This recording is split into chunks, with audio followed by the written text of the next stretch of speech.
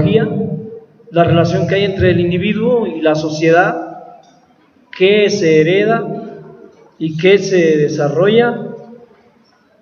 Si realmente es así como a veces dice la señora, esta niña salió burra como el papá, y parece que el papá desgració a la criatura porque ya venía así, no tiene remedio. Hay maestros que asumen que tienen alumnos inteligentes desde la hipótesis de que esa inteligencia es algo que se heredó, que está en él. Y hay quienes asumen que hay personas que no son inteligentes bajo la hipótesis de que nació con alguna desgracia divina, ya se le fueron sus posibilidades. Voy a tratar de desarrollar una conferencia donde yo, mi postura pedagógica, voy a desmentir o tratar de argumentar en contra de estas concepciones, llamémosles genetistas o naturalistas de la personalidad del hombre, del ser humano. Voy a usar la palabra hombre en términos genéricos para no estar diciendo hombre y mujer cada vez que aparezca, porque se me va a hacer un poco complicado. Sabemos la carga agresiva de la lengua a partir de que es una lengua desarrollada desde sistemas de dominación, pero bueno, en aras de la comunicación y la fluidez de la conferencia voy a usar los genéricos. Con la disculpa de ustedes, no sea que luego se levante alguien y se vaya la discusión por otra ruta. En primer lugar, tenemos que reconocer que el hombre, como lo conocemos hoy, es producto de un proceso evolutivo. Ya eso no es algo que tengamos que creer o no, eso es algo que está probado suficientemente por la ciencia. La evolución desde los homínidos, el Homo erectus, el Homo habilis, el Homo sapiens sapiens, tienen suficientes elementos que demuestran que somos producto de la evolución natural de las especies. No fuimos hechos, no nos hicieron con barro y nos soplaron un aliento de vida y ahí apareció un hombre y una mujer, Adán y Eva. No, estas cosas ya sabemos que no fueron realmente así. De hecho, ya la Iglesia Católica, estando Juan Pablo II en vida, acepta la evolución como una teoría y establece y acepta, incluso Juan Pablo llega a aceptar la teoría del Big Bang. Con lo cual la Iglesia Católica está aceptando la evolución, no solo del hombre, sino de todas las especies. La evolución de la vida. La evolución de la vida, desde la materia inorgánica, desde aquellas primeras riquecias, aquellas células, macrocélulas, hasta los organismos que conocemos hoy. Lo primero que un educador debe conocer es elementos básicos de esa evolución de la vida. Porque si ya reconocemos que en la dimensión filogenética evolucionamos, pues no es difícil entonces comprender que en la dimensión ontogenética también hay un desarrollo y una evolución, en este caso del individuo, de la persona humana, que ontológicamente va incorporando a su desarrollo elementos sociales que al final conforman eso que llamamos personalidad. Decía Rousseau que el hombre es bueno y la sociedad lo corrompe. Y Maquiavelo decía que el hombre es malo por nacimiento. Ambas posturas cometen el mismo error de creer que el hombre nace ya con una personalidad y que el hombre nace ya con elementos culturales que van a definir la persona que es.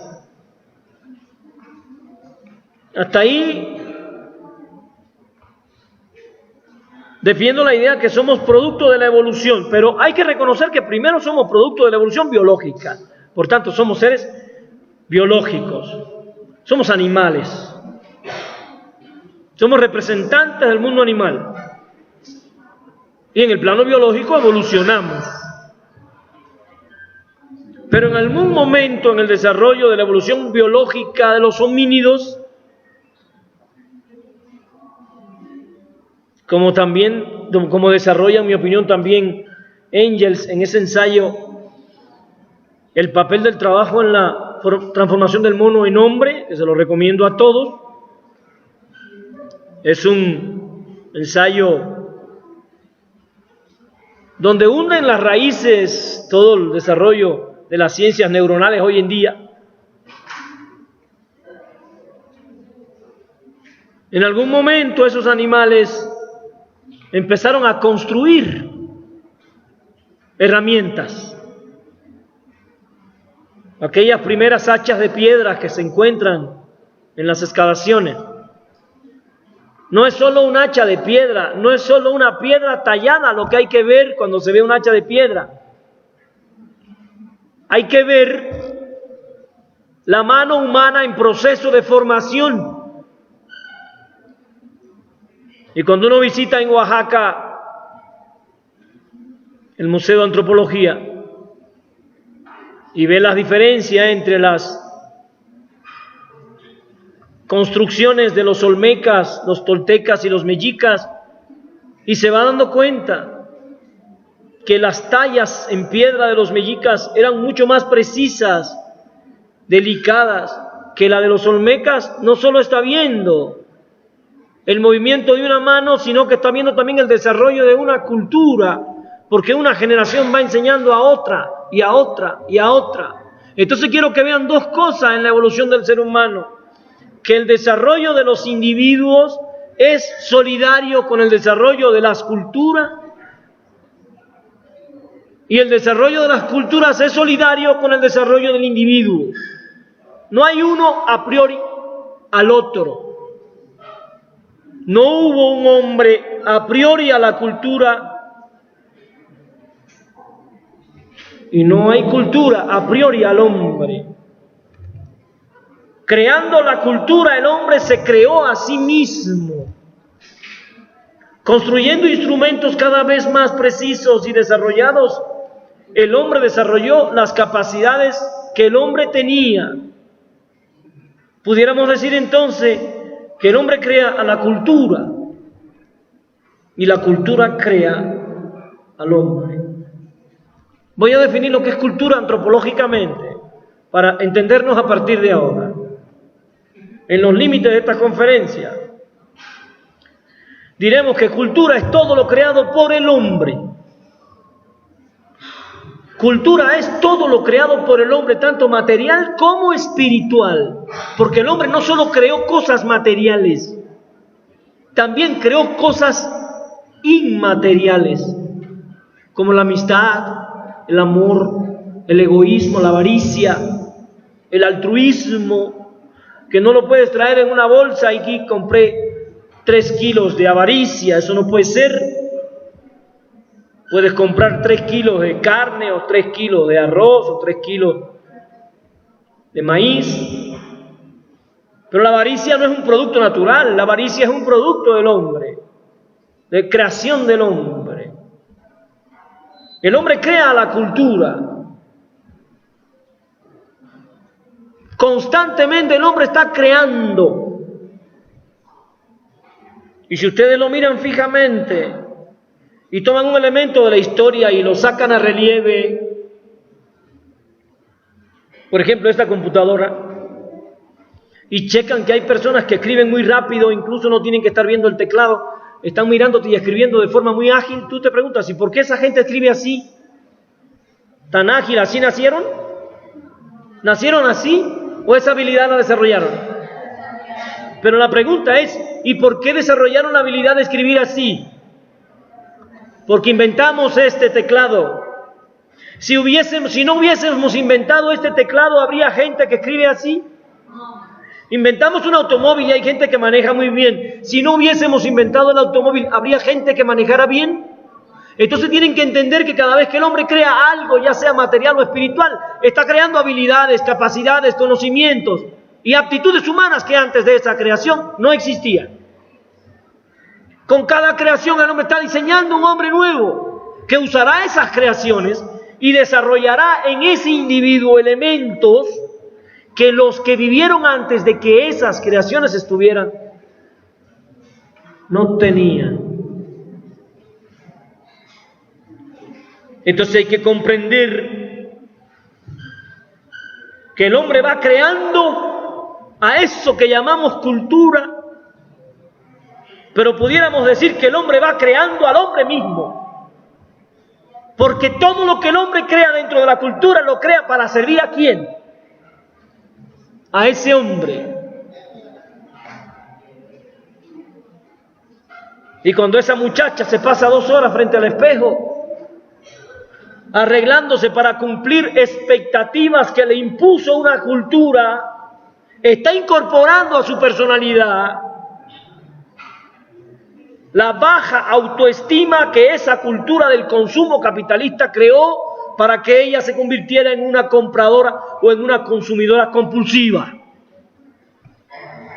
Dentro de esa cultura estamos incorporando cosas que no nos damos cuenta, pero nos convierten, nos subyugan a una lógica social que para mantenerse necesita construir un tipo de ser humano. Y pudiéramos incluso llegar a decir que el producto más genuino del capitalismo es un ser humano consumista, egoísta, competitivo, vanidoso y superficial, sin lo cual el sistema no podría existir. Porque como mínimo hace falta gente que compre toda la estupidez que produce el sistema. Pero el sistema colapsará si no compramos.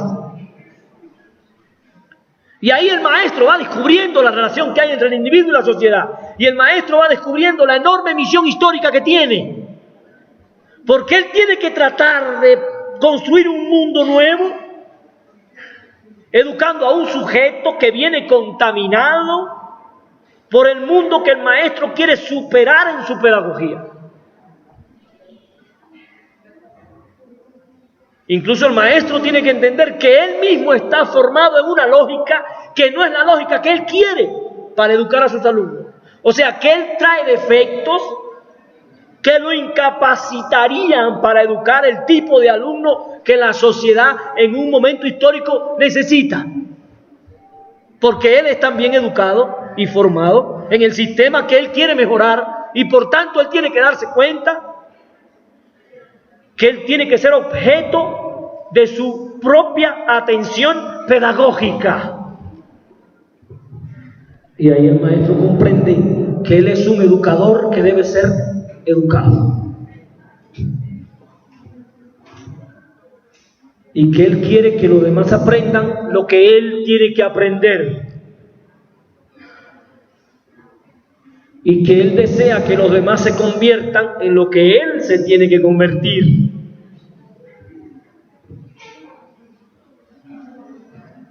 Entonces, hasta aquí dijimos, individuo y sociedad son 2 caras de la misma moneda. No se nace humano, se nace Homo sapiens sapiens. Lo humano se aprende. Y no se nace mujer, se nace hembra, femenina. A ser mujer se aprende en una sociedad determinada, en un contexto determinado, en condiciones determinadas. Y si usted es una muchacha, una mujer casada, y su esposo le habla y usted baja el rostro, mándeme, y usted corre a servirle la comida y a limpiarle los pies para que se bañe, usted fue educada así, usted no lo cogió. Usted sigue siendo hembra, femenina, biológicamente femenina, pero su comportamiento como mujer fue educado en una época machista, y usted es machista, aunque se crea la más feminista de las feministas. Porque usted fue educada socialmente Y tiene entonces que darse cuenta que si usted quiere superar eso, usted tiene que convertirse en su propia autoeducadora, autotransformadora. Lo que quiero que nos demos cuenta es que no se puede separar lo individual de lo social. Y a veces le preguntas a un maestro de primaria, ¿a qué tiene que ir un niño a la escuela? Y te dice, a socializar. No entiendo. Es que él está socializando. No. Él se está individualizando en el mismo momento en el que se está socializando. Y él se está socializando solidariamente con el proceso de individualización. Si tú socialmente te comportas de manera tímida, no solo estás manifestando lo tímido que eres, sino que estás reforzando esa timidez. O sea, lo que usted expresa en el plano social es su individualidad. Y lo que usted internaliza individualmente es lo social. Por eso todos estamos tragando capitalismo todo el tiempo, aunque no querramos. Porque nos estamos individualizando en un sistema con el Chavo del Ocho, Bob Esponja, Laura Bozzo y Chivas contra América. ¿Qué te queda? ¿Qué te queda para desarrollar la espiritualidad, el amor a la lectura, el amor a lo bello? Cuando pones venga la alegría y empiezas a ver toda aquella sarta de superficialidades, estupideces, como si eso no tuviese que ver con la educación de los jóvenes. Y aparece un conflicto fundamental que debería ser asumido en la cuarta transformación, y es que se discute la reforma educativa y no se discute el proyecto televisivo nacional. Se deja a las televisoras hacer cualquier cosa y se pretende que la escuela entonces eduque a un sujeto como si la escuela pudiera abstraerse de lo social, como si la escuela pudiera educar a un hombre al margen de la sociedad, al margen de los desaparecidos, los disueltos en ácido.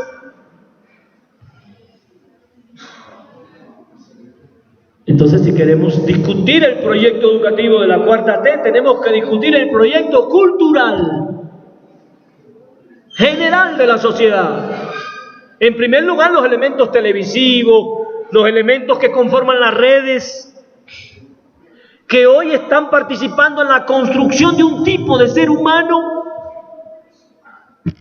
que unos pocos ayeres corría para ver su novela María Desamparada y ahora ya no tiene que correr porque carga el celular en el bolsillo y todo el tiempo está mirando su Face, su Twitter y toda la montaña de hojarasca cultural que llena las redes, y que querrámoslo o no, va a llegar a nuestras aulas en los hábitos, en los pseudoconocimientos y en la pseudocultura que los niños que nosotros tendremos que educar van a traernos. No nos van a llegar niños lectores, escritores, con alto desarrollo de la comprensión lectora, nos van a llevar niños densamente poblados por las redes. Yo no estoy diciendo que apaguemos los celulares, no es posible, ni estoy diciendo que hagamos un meeting contra el internet, no es posible. Estoy diciendo que una de las tareas fundamentales de la pedagogía en el siglo XXI es humanizar las redes. Cada escuela y cada maestro tiene que empezar a crear espacios en las redes con un sentido cultural, espiritual y humano.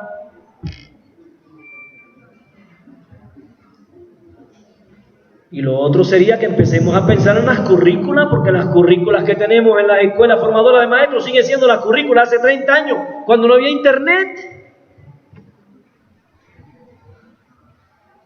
Recorre las universidades mexicanas y no encuentras una asignatura que se llame análisis crítico del producto audiovisual.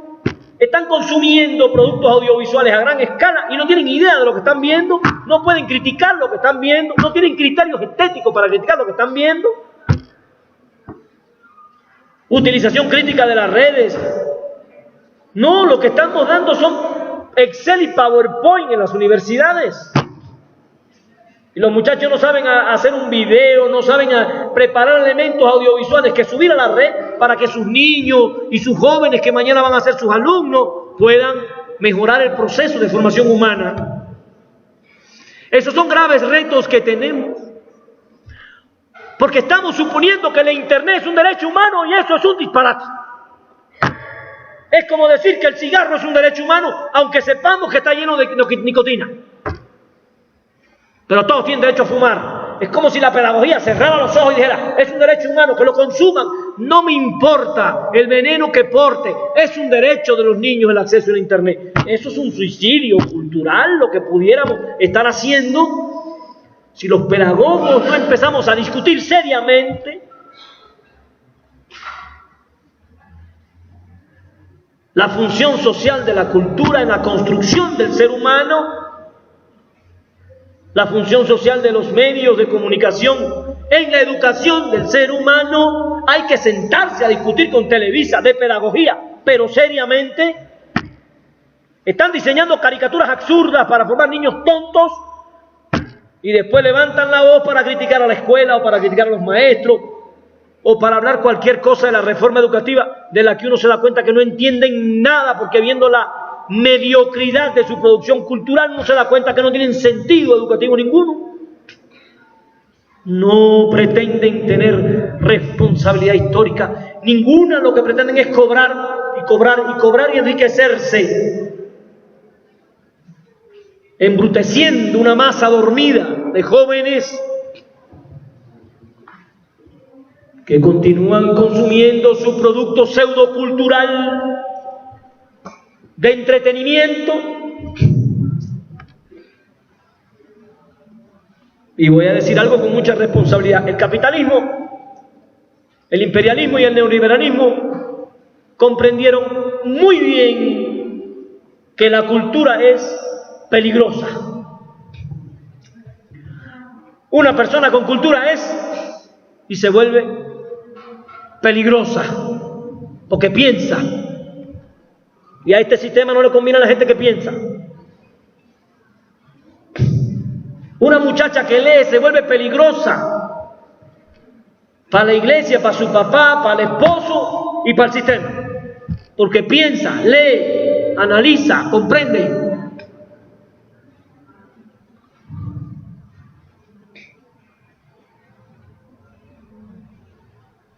Por eso los procesos televisivos y radiales de estos sistemas de dominación no cultivan la cultura, entretienen. Comprenden muy bien que un joven entretenido es un joven que no lee, un joven entretenido es un joven que no piensa, que no analiza la sociedad en la que vive, que no comprende los procesos que están ocurriendo delante de sus ojos. Entonces he dejado claro aquí que para un pedagogo es fundamental discutir el tema de la relación que hay entre lo social y lo individual, entre la cultura y el alumno, entre la comunidad y la familia y el alumno. Yo estaba leyendo ahorita, creo que se llevaron mi mochila.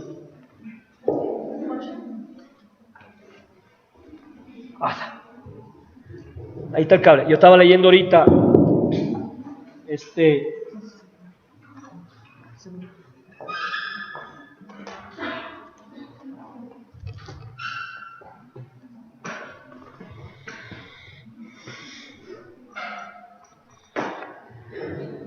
estaba checando la exposición que tienen ahí de sus trabajos, hermosos trabajos. Pero quiero que comprendan que las teorías pedagógicas que nosotros consumimos y estudiamos en clases, aprendizaje significativo, no son teorías pedagógicas que generan conciencia. Son teorías pedagógicas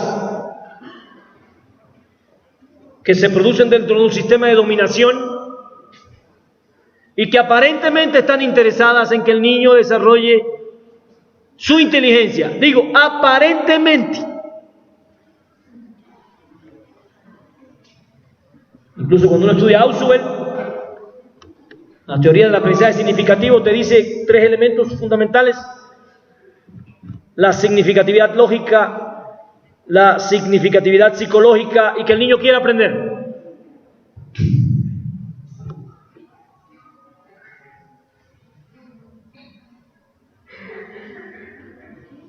No se habla para nada de la significatividad histórica,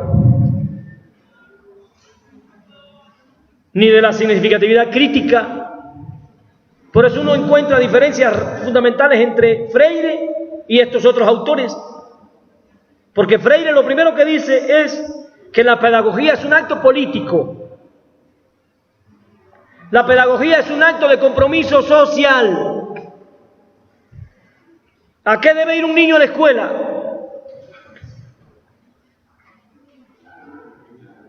A aprender. Eso es falso. Él puede aprender sin ir a la escuela.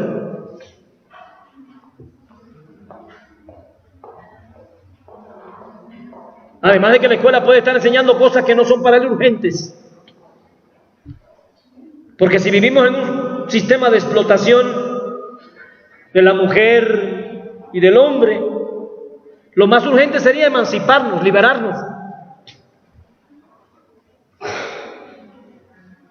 Pero los niños pasean todos los niveles educativos, incluyendo la universidad. Incluyendo la universidad.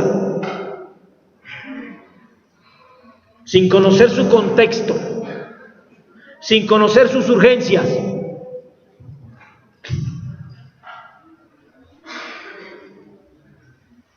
Ahí ya el presidente gringo Donald Trump, el tonto del momento, no lo digo como crítica personal, pero es que el presidente de los Estados Unidos nos tiene habituado, como Nerón de Roma, a que un idiota sucede a otro, y es un idiota detrás de otro, y este idiota de ahora, que parece que es el más idiota de todos, porque las idioteces hasta ellos mismos se las critican, acaba de decir que va a entrar a este país, que nada más que AMLO le avise y él viene y ordena aquí. Y uno se queda pensando cuáles son los intereses. Y cuando uno dice, bueno, en América Latina somos 33 países y tenemos 80 bases militares norteamericanas entre nuestros países, ninguna nuestra en Estados Unidos. En México hay bases militares gringas, los mexicanos no lo saben. Y ellos tienen una enorme crisis de agua, pueden buscar en internet crisis de agua en los estados del sureste y sur norteamericano, Los Ángeles, California, ya normaron la cantidad de agua que consumen porque ya se acabaron el río Bravo, se están quedando sin agua.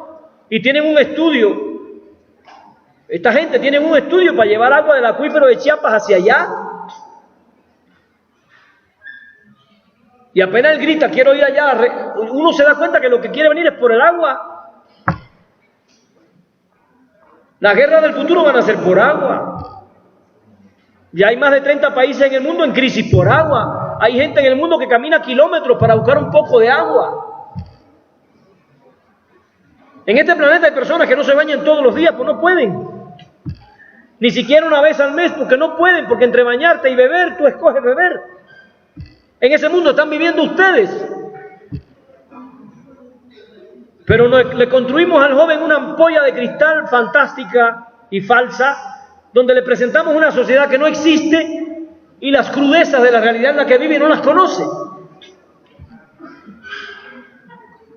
Entonces el niño no debe ir a la escuela a aprender, el niño debe ir a la escuela a desarrollar conciencia crítica, conciencia histórica,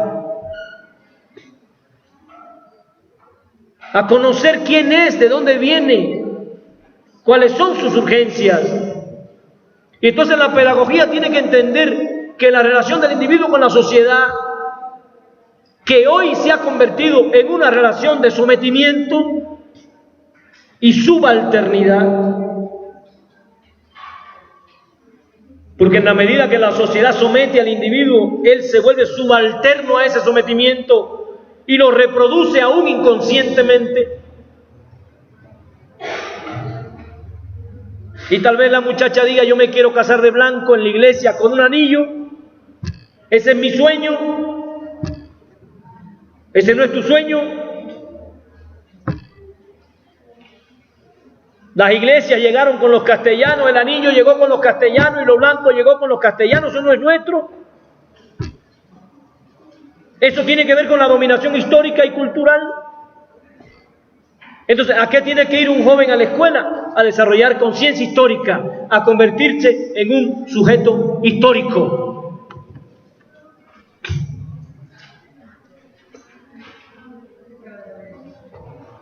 Todo eso tiene que ver con la educación de nuestros jóvenes, con las universidades, con los niños.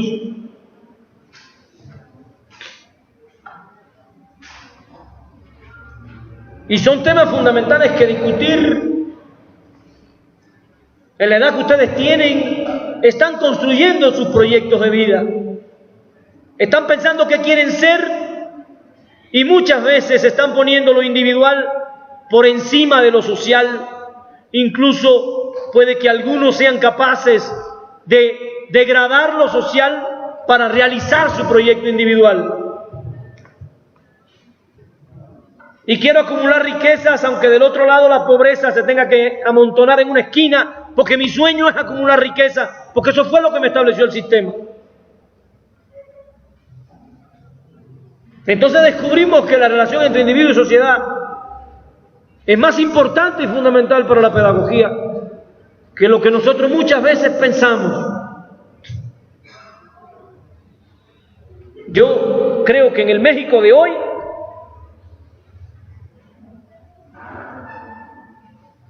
en el 2019 sería fundamental que la educación defendiera como principio básico la cualidad moral de un sujeto individual que pone su vida y su sacrificio al servicio de la sociedad, al servicio de su pueblo. Creo que es básico que los jóvenes comprendan que si su proyecto de vida no incluye a los demás, es mezquino, individualista y egoísta. Los jóvenes tienen que comprender que un proyecto de vida de un maestro, y esta es una carrera de pedagogía, esta no es cualquier carrera, porque esta es la única carrera de todas las carreras que hay en las universidades del mundo, la única carrera donde se le debe educar a un hombre para que ponga su existencia al servicio de los otros hombres y de la formación de otros hombres, es esta. La única carrera que tiene un compromiso con la felicidad humana y no con el consumo. Porque ninguno de ustedes va a educar a un niño para que consuma, lo va a educar para que sea feliz, digno. Y eso implica un tipo de pedagogía y un tipo de maestro y de maestra.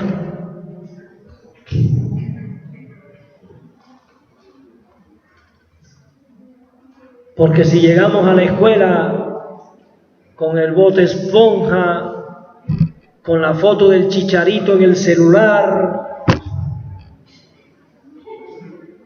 pues ¿cómo vamos a salir del atolladero en que nosotros hemos metido a estos jóvenes?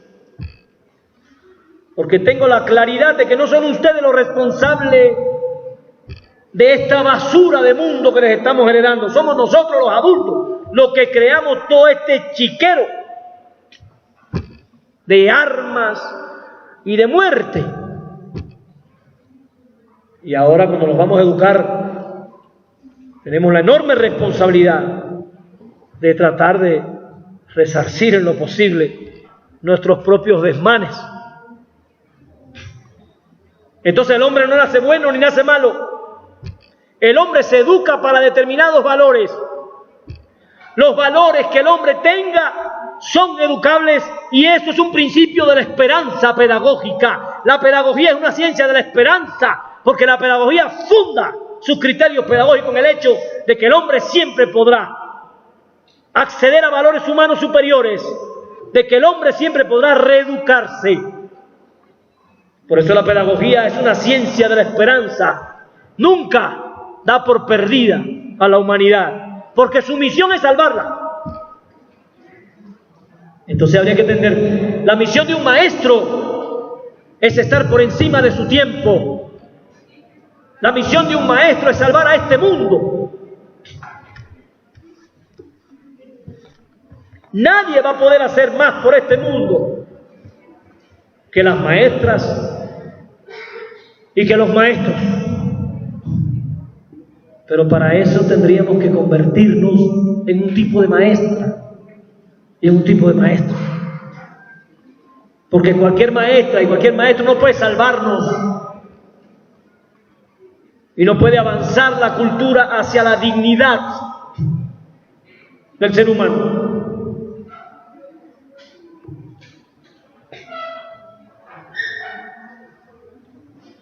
¿Qué es la pedagogía? Yo pudiera decir metafóricamente que la pedagogía es la ciencia de nuestra propia salvación. Yo pudiera decir metafóricamente que la pedagogía es el arca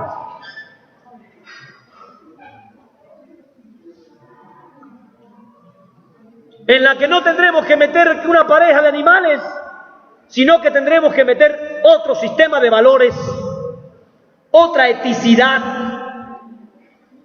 otra espiritualidad, que se conflictúe con la eticidad de un sistema que está basado en el consumo, en la vanidad, en la superficialidad y en la estupidez humana.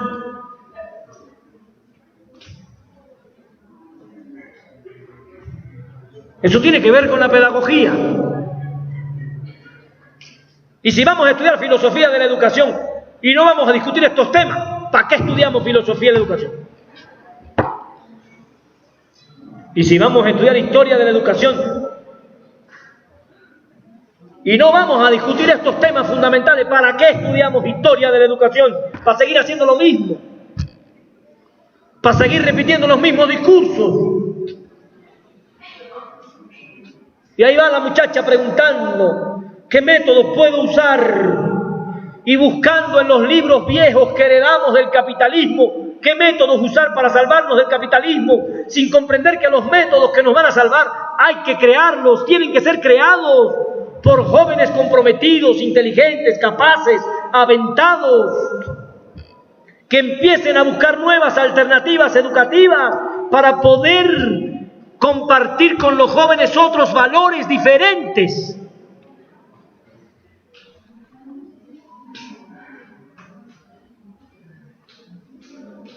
Y estamos estudiando investigación educativa para seguir reproduciendo los mismos métodos que nos trajeron aquí,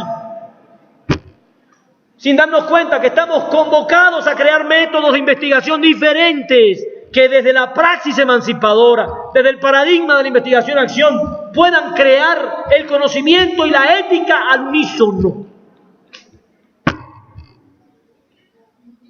Porque no es la tesis el mejor embajador de un maestro. No es la tesis la mejor evidencia de la formación de un maestro. El mejor embajador de un maestro y la mejor evidencia de la formación de un maestro es la ética de ese maestro y la ética de esa maestra, el tipo de persona en el que se convirtieron, pues. Entonces habría que empezar a buscar una investigación pedagógica que sea ética y racional a la vez. No solo quiero que investigues, quiero que te conviertas en un ser humano que valga la pena imitar, un ser humano que sea modelo para estos jóvenes, porque si no, no vamos a poder salvar el mundo de la situación en la que lo hemos metido. Y esos métodos no me los voy a encontrar yo. Tienen que salir ¿de dónde? ¿Quién los va a producir? ¿Quién los va a crear?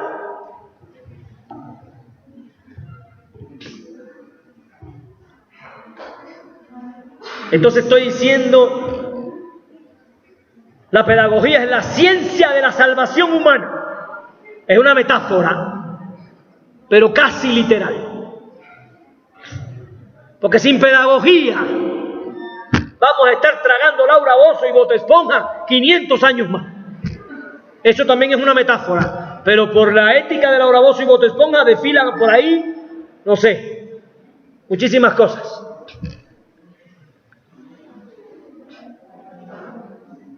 Entonces, es fundamental que los jóvenes pedagogos empecemos a discutir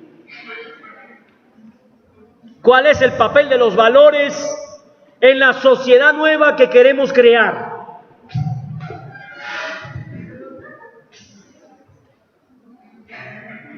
Los valores sustituyen en el ser humano a los instintos. Pero aún así los instintos naturales, esos, llamémosle, como le llama José Ramón Fabelo Corso, protovalores,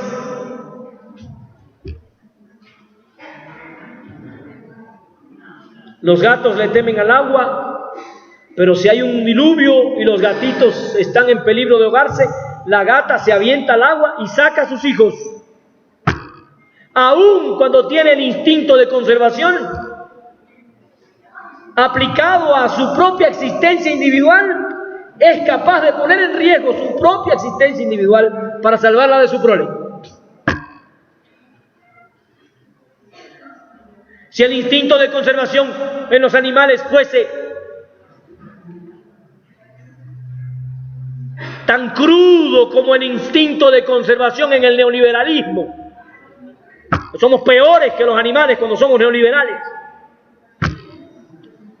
La madre dejaría morir a su cría y se iría para salvar su vida, no le importaría a su prole, y los animales no pueden pasar por encima de eso, que los hombres sí pasamos.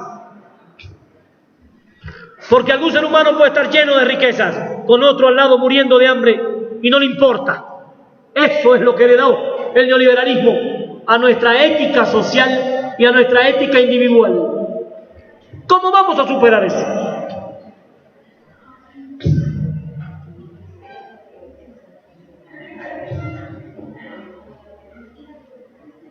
Entonces, los valores en el ser humano sustituyen a los instintos. Los valores permiten, los valores posibilitan que un hombre con hambre parta el mendrugo de pan y le dé el otro pedazo a un desconocido.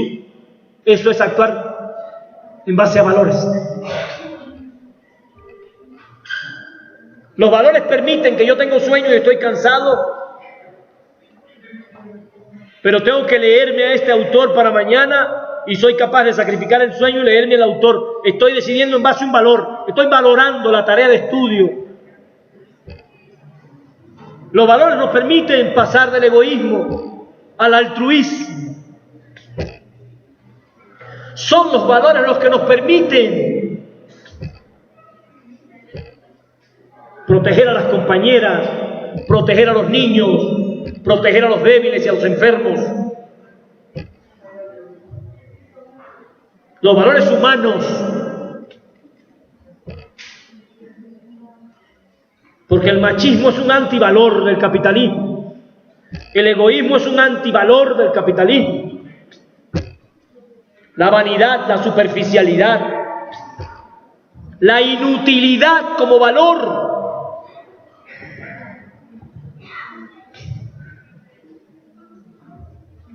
Entonces, estoy diciendo que en esta relación individuo-sociedad, donde el hombre está sometido por un sistema, la función del maestro es emanciparlo. La escuela no es para que el niño aprenda, es para que se emancipe. Profe, ¿y cuando se emancipa no aprende? Sí, pero cuando uso la palabra emancipación, le estoy dando al aprendizaje una función histórica y social. Si no uso la palabra emancipación, puede estar estudiando matemáticas, geografía, español y seguir siendo subalterno, machista. Cuando digo que la escuela tiene que ser una institución emancipadora, estoy definiendo ciertos valores y validando ciertos valores por encima de otros. Porque entonces la escuela tiene que ser altruista, porque el altruismo emancipa. Cuando digo altruismo, no estoy pensando en el Teletón, no me confundan. No estoy pensando en esos ricos que dan algo de lo que les sobra para lavar su rostro frente al supuesto Dios. Cuando hablo de altruismo, estoy hablando del que comparte lo que no le alcanza, de aquel que es capaz de compartir con el otro aquello que no le sobra. La verdadera solidaridad humana es horizontal, no es vertical. Entonces estoy diciendo, la función de la escuela es emancipar, liberar, generar conciencia histórica. Y si ustedes me lo permiten, quisiera explicar rápidamente qué sería conciencia histórica. Porque conciencia histórica no es saber historia.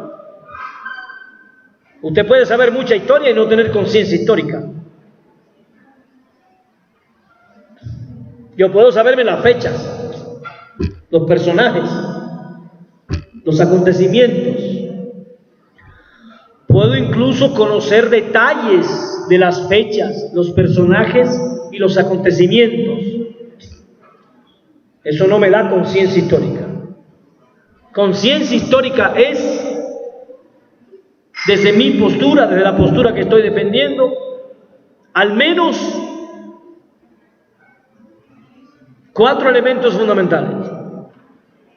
Habría más, pero solo voy a mencionar 4 elementos que considero que son fundamentales en la conciencia histórica de un sujeto. Primero, conciencia histórica es conocer el despojo al que hemos sido sometidos. Conocer el despojo al que hemos sido sometidos durante los últimos 500 años. El despojo, primero, de la tierra.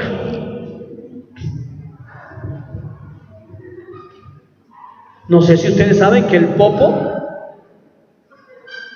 fue privatizado. No sé si lo sabían.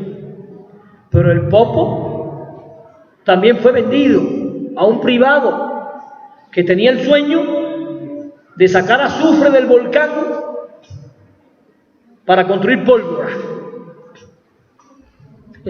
No se pudo. Él no pudo con el Popocatépetl. Pero para que tengan una idea del despojo y las rutas del despojo que hemos caminado, hasta él fue vendido.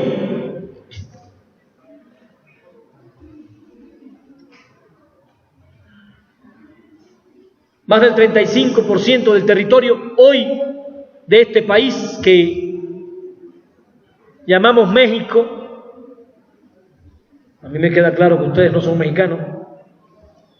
No se me ocurriría a mí decirle un tlaxcalteca mexica. Eso tiene raíces muy profundas. Y si usted conoce la historia, usted a un tlaxcalteca no le diría mexica.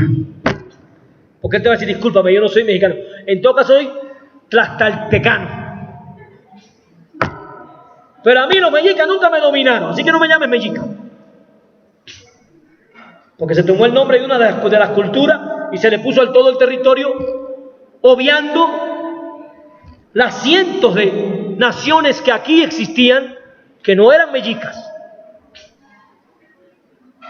y expulsándolas del nombre de la nación. Como mínimo, que le hubiéramos puesto República Plurinacional, bueno, para que al menos nos estuvieran anunciando que la mayoría de los habitantes de este territorio no proceden del territorio mexica. Zapoteca, Mixteca, Mije, Guave, Chatino, etcétera, etcétera. Más de 60 quedan todavía, que pudieran reclamar su derecho a no llamarse así. Eso es conciencia histórica, porque también es despojo de nuestros conocimientos, de nuestros saberes, de nuestra filosofía. Hoy queremos construir una escuela nueva. Hoy queremos construir una reforma educativa nueva. Y no encuentras en la reforma educativa la palabra Totelcayol por ninguna parte. Estamos queriendo construir una educación nueva, olvidando nuestras raíces, olvidando que somos de las 6 culturas madres. La primera que tuvo una escuela pública, universal y gratuita fuimos nosotros. Nuestra escuela ya era antes de que existiera la escuela prusiana.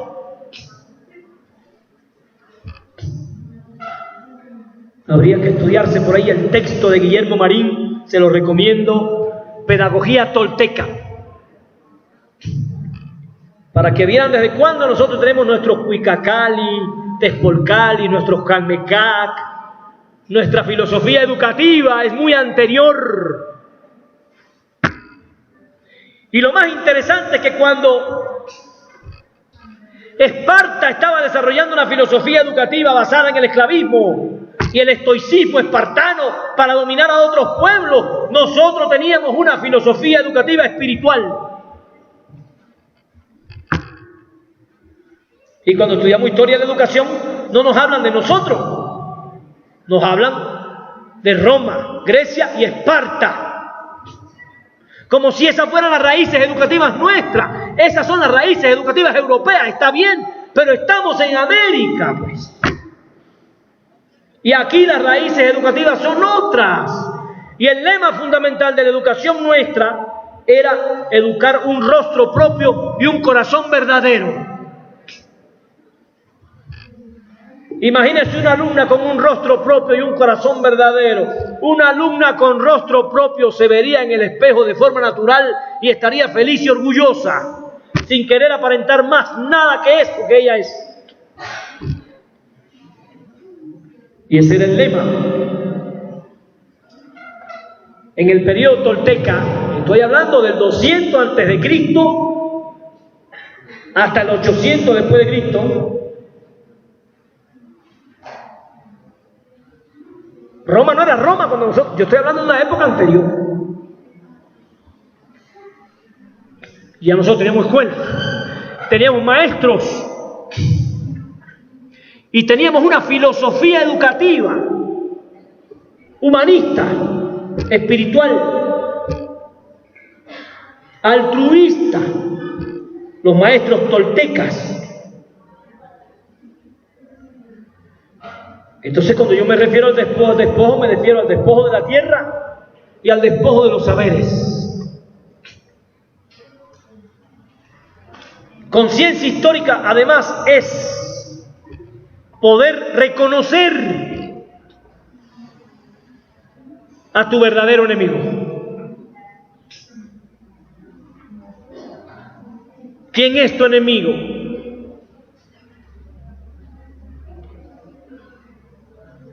Como miras la historia desde arriba y lees a Bolívar cuando nos dice: los Estados Unidos están llamados a plagar a estas tierras de miseria. Cuando lees a Martí y nos anuncia: cuanto hice hasta hoy haré es para eso, para impedir que los Estados Unidos se extendieran por las Antillas. Empiezas a comprender quién es el verdadero enemigo histórico de estos pueblos de nuestra América. Entonces, tendríamos que definir, lo voy a decir con responsabilidad y sé que lo que voy a decir puede crear conflictos, pero el pensamiento es para eso. Yo creo que uno de los valores que la escuela debería rescatar y no negociar es el valor del antiimperialismo. Educar a nuestros niños con el amor a México es educar al antiimperialismo, es descubrir todo lo que el imperialismo le hizo a este pueblo a lo largo de la historia. Todo lo que nos hizo y todo lo que nos está haciendo.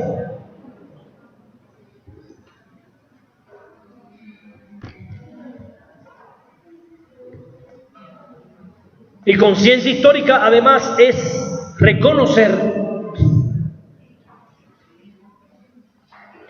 que no vamos a poder salvar este momento histórico sin unidad.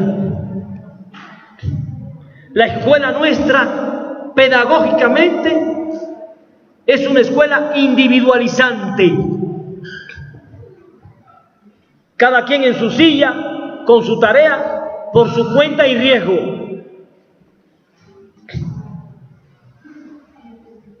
Es una escuela que desarrolla la filosofía del individualismo. No te vayas a copiar del otro. ¿No le puedo enseñar lo que yo me sé? No. Está cabrón, ¿no? Yo me lo sé y él no. Lo natural es que yo se lo enseñe. Y mucho más en un momento en el que si no lo hace bien, lo hacen repetir el año y el año que viene ya no estoy con él en clases.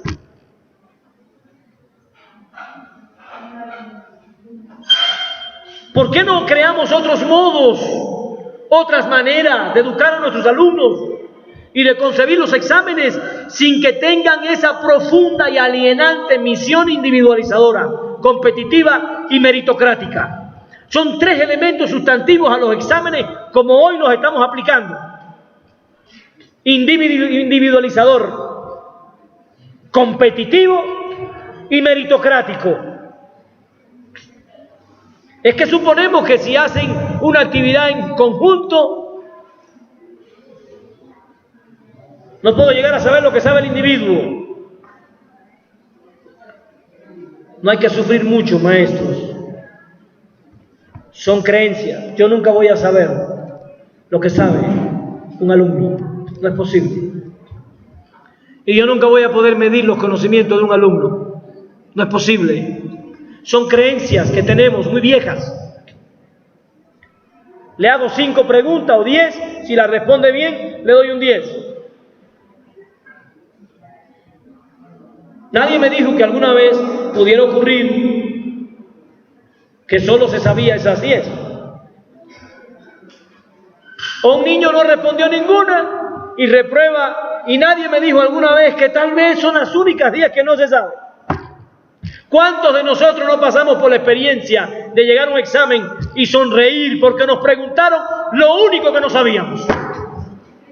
Y salimos con un 10 y el otro que estudió como un bárbaro le preguntaron lo único que no sabía y salió con el alma estrujada, porque fue la casualidad la que determinó su puntuación y no sus conocimientos. ¿Por qué no somos capaces de cuestionarnos métodos tan acientíficos y tan poco objetivos como los exámenes? Si yo me paso de un aula con un niño 6 meses, a los 6 meses no seré yo capaz de decir ese niño tiene los conocimientos suficientes para pasar sin tener que poner un examen de 4 preguntas. Me paso 2 meses hablando de miles de cosas y después le hago 5 preguntas, Dios. Me hubiera ahorrado el tiempo, le enseñaba las 5 preguntas y lo dejaba jugar en el patio los 5 meses. Y después se las preguntaba y todos salen con 10. Y resolví el problema. Lo estoy diciendo solo para que veamos las grandes deficiencias que tienen los métodos positivistas de evaluación que consideramos infalibles solo por nuestra propia mediocridad pedagógica. No son infalibles, es lo más malo que nos han heredado. Pero sí son individualizantes, competitivos y meritocráticos. Y el que saca 10 se siente mejor que el otro, aunque sea un vil ignorante, como aquel que no sabía 3 libros en la feria de Guadalajara. Eso sí es una buena pregunta. Enumérame 15 libros que marcaron tus 6 meses de pedagogía. Eso sí sería una buena pregunta para discutir. Esto que estamos haciendo aquí con los alumnos de pedagogía, diserta 20 minutos sobre este tema. Quiero escuchar lo que tienes en tu mente, de tus propias ideas, y me siento a escucharlo. Eso es mejor examen que 5 preguntas en una hoja. Diserta sobre los objetivos de la educación, disértame sobre el tema del ser humano, disértame sobre los valores, 20 minutos cada uno. Y vamos a ver. Hemos heredado estructuras positivistas que están dinamitando la calidad pedagógica de la escuela nuestra. Necesitamos una nueva escuela y para eso necesitamos también una nueva eticidad y nuevas formas de evaluación que porten otros valores humanos diferentes. Si no, esto no va a tener solución. Recuerden que estoy tratando de explicar la idea fundamental de que no vamos a poder salvar el mundo sin la pedagogía.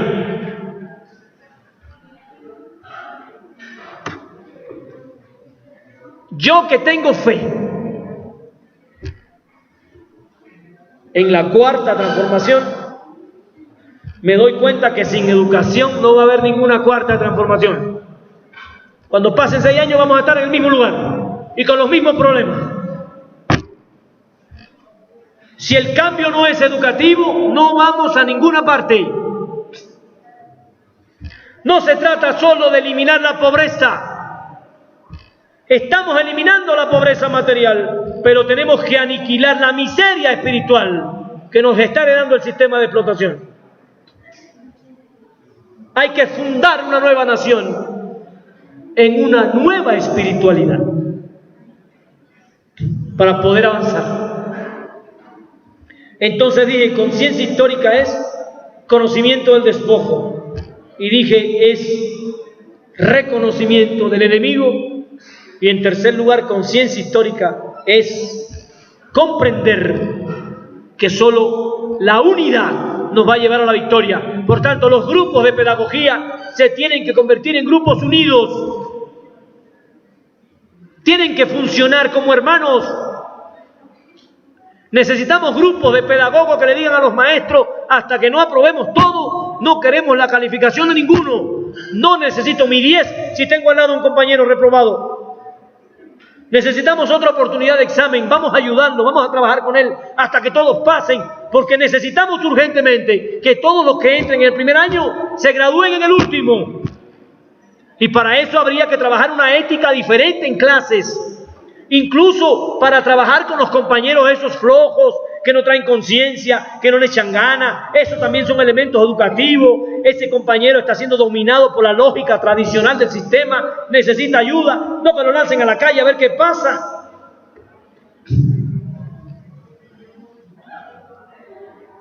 Tenemos prácticas muy viejas de escuelas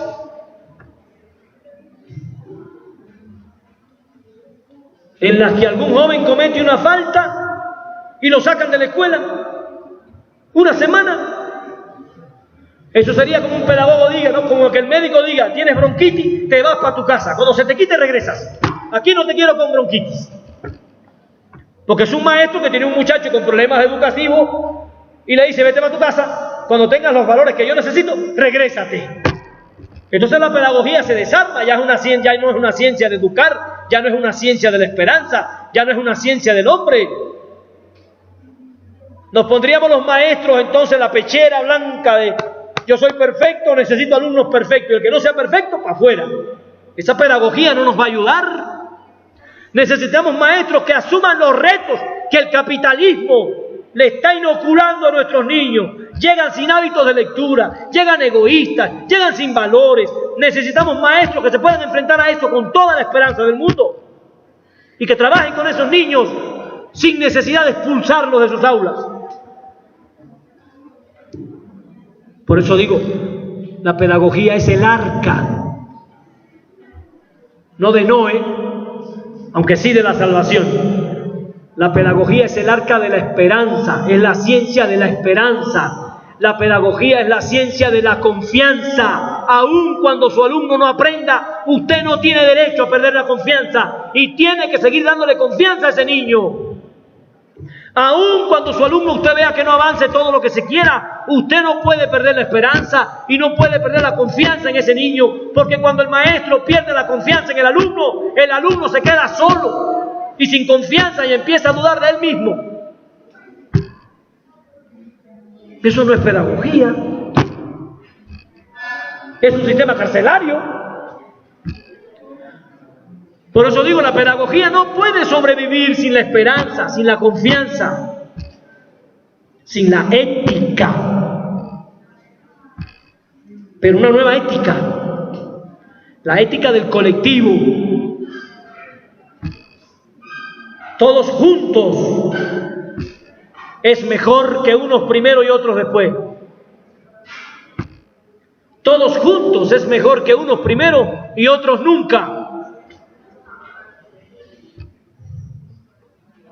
Sería interesante que empecemos a repartir las máximas calificaciones a aquellos jóvenes que utilicen sus conocimientos para ayudar a sus compañeros, aquellos alumnos que más hagan, porque los que más dificultades tienen, aprendan, merecen las máximas calificaciones. Las máximas calificaciones en una institución pedagógica tienen que otorgársele a los alumnos que tengan los valores humanos más sólidos, a los alumnos más altruistas, a los alumnos que más trabajen por sus compañeros. Esos son los que tienen 10. No el que más sabe matemática o el que más sabe una ciencia y al final no le importa lo que pase con el otro. No el que más logra acopiar conocimientos por su cuenta y no le preocupa a su compañero.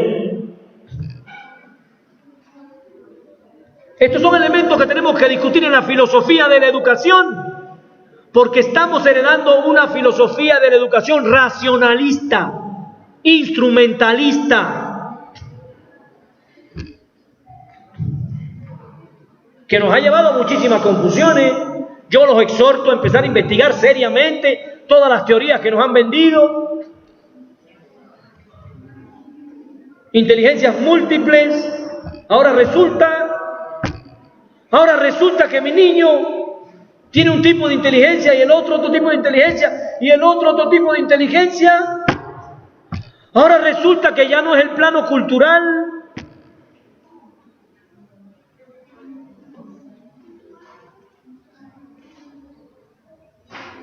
Estas cosas hay que revisarlas con seriedad, investigarlas con seriedad.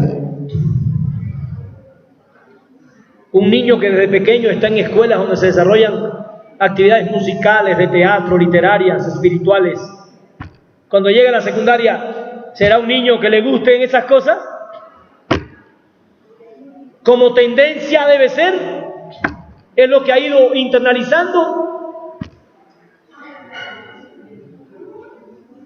Estoy diciendo que a veces consumimos teorías sin cuestionar suficientemente las bases filosóficas que hay detrás.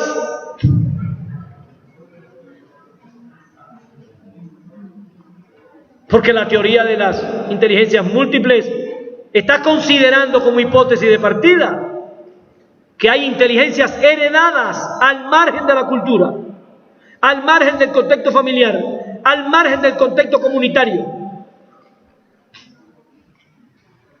Con lo cual estaríamos regresando a una novedosa manera de los tests de inteligencia de principios del siglo XIX, donde le aplicaban test a la gente para ver en qué profesión te iban canalizando según la respuesta que dabas a los test. Y ya que aquello se demostró que no. Albert Einstein empezó a hablar a los 4 años.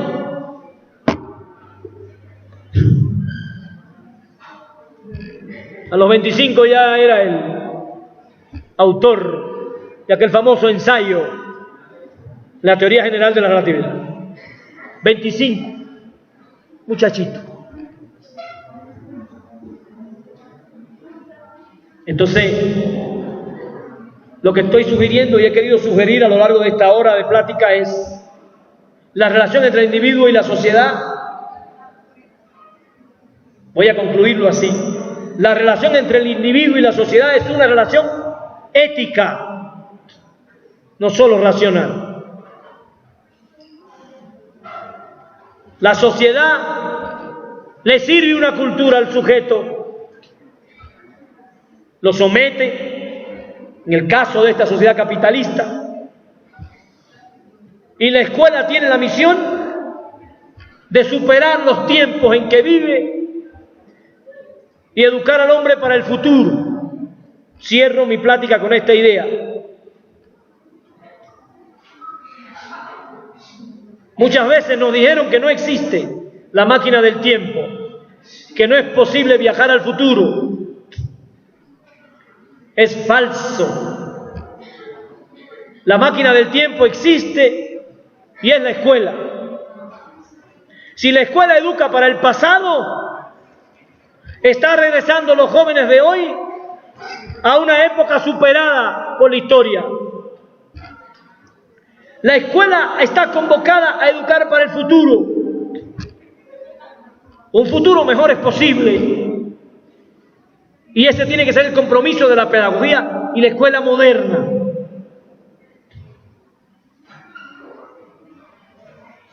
México merece una mejor sociedad. No hay que esperar 6 años. Hoy podemos empezar en nuestras aulas a construir esa sociedad del mañana que queremos para el México. La escuela tiene que adelantarse a su tiempo. La escuela tiene que educar al niño para que viva en una sociedad mejor a la sociedad en la que está. La escuela tiene que educar al joven para que se supere a sí y para que supere a su época. He ahí uno de los elementos fundamentales para discutir la relación que hay entre individuo y sociedad. Le doy las gracias primero por invitarme, por su atención.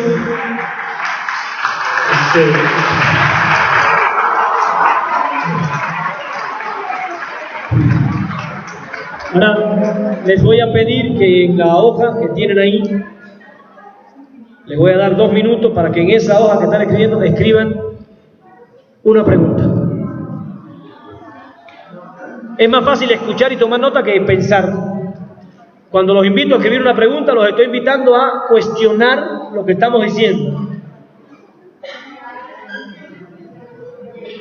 Convertir la oración en una interrogación es regresar a los orígenes y empezar a comprender la génesis del desarrollo.